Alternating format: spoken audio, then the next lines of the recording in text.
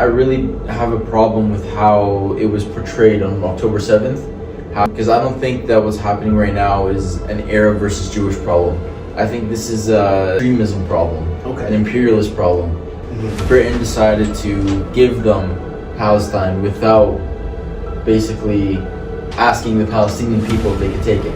At the same time, you're giving Hamas, the leaders of the party in Gaza, legitimacy, because you're blocking the only thing that they hope for. Now you have an organization that's saying, well, we're going to get what we want by force. It becomes appealing to people, right? So Jews have always lived in the Middle East, right? They always lived there. They lived with each other, with the Arabs, and it was like, and there was no problems.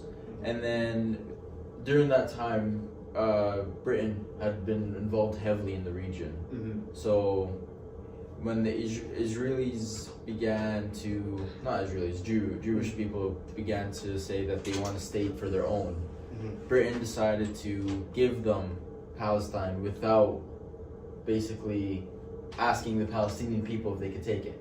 You know what I mean? So then they already, I feel like they've established like this thing which was going to be problematic from the beginning. Right? Because there was no negotiations on the issue, right? So, and I think that's why it's important to kind of understand that, like, I don't think the whole narrative about Arabs versus Jewish holds any water. Because I don't think that what's happening right now is an Arab versus Jewish problem. I think this is an extremism problem, an imperialist problem. We've always had issues with the idea of somebody going somewhere and just like enforcing their ideology and enforcing themselves on other people. And this is what we're seeing here. So I think they try and make this argument of like Jews and Arabs and they don't like each other. I don't think it's that at all. I think everybody can live in peace, but I think they do that because it's easy for them to, then it's easy to justify their actions, right? If Israel says that Arabs want to wipe us off the face of the planet, then maybe Jewish people are going to say, you know what?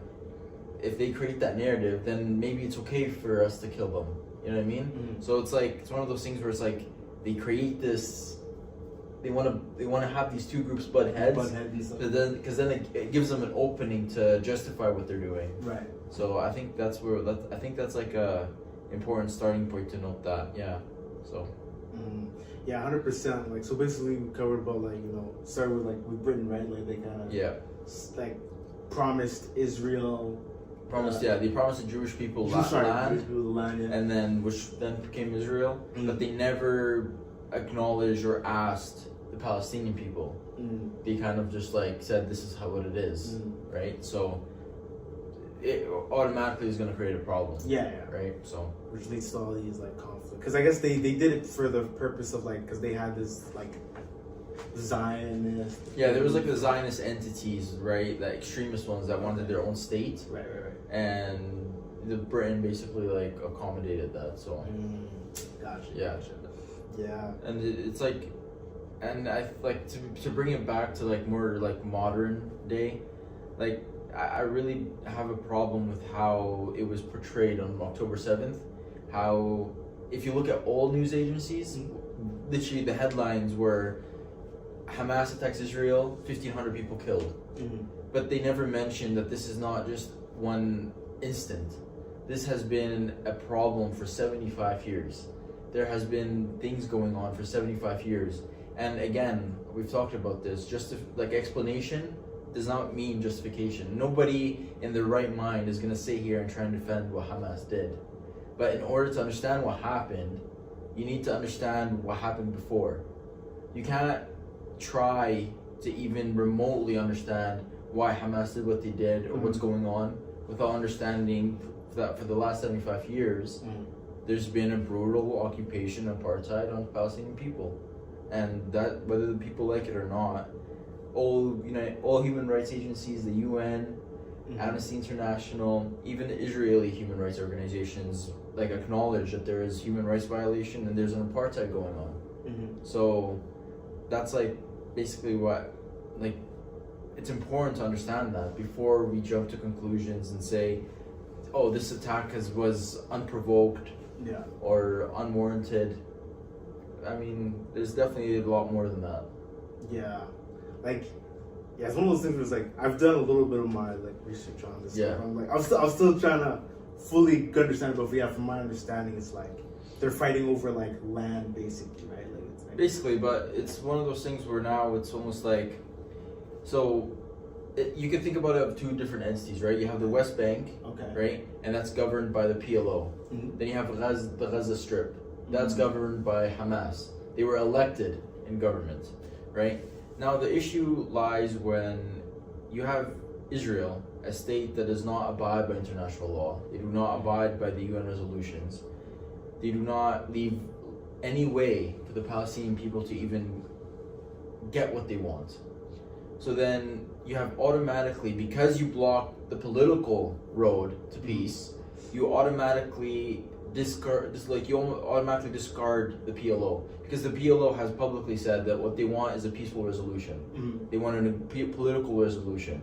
They want to negotiate it, right? So when you block that party from achieving that goal, then the people are going to start deeming that party to be irresponsible or backstabbers, or like a sellouts, basically. Mm-hmm. But then at the same time, you're giving Hamas, the leaders of the party in Gaza, legitimacy, because you're blocking the only thing that they hope for. Now you have an organization that's saying, well, we're gonna get what we want by force.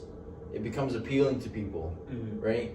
So I think it's important to understand that both sides, I don't know how to say it, but Israel is giving legitimacy every time they do this to Hamas, because they are proving exactly what Hamas has been saying, right? And then I think people have this perception of, oh, Israel wasn't doing anything before that. Hamas is the problem. Mm-hmm. There was 197 people killed in West Bank leading up to the attack, the year leading up to the attack. There's no Hamas there. Mm-hmm. So clearly there's something happening. Or like they killed people that Hamas wasn't even residing in. Yeah, no, like the West Bank is its own entity there, right? Okay. But it's basically guarded. It's basically like, it's almost a small jail as well. Mm-hmm. It's fenced by Israel. Israel can carry out raids whenever it pleases. The Israeli protects settlers when settlers want to take homes. Mm-hmm. The IDF protects them. They brutalize people. They arrest kids. This goes down in the West Bank? Yeah, they arrest kids as young as 13 years old because they throw a stone on a car and they put them in jail, right? So and they can't leave the West Bank? They can leave, but everything is hindered. So even if you're trying to go to your job, they can't leave the West Bank? They can leave, but everything is hindered. So even if you're trying to go to your... If you like this clip and you want to watch another one, click right here. And if you want to watch the full podcast, click right here.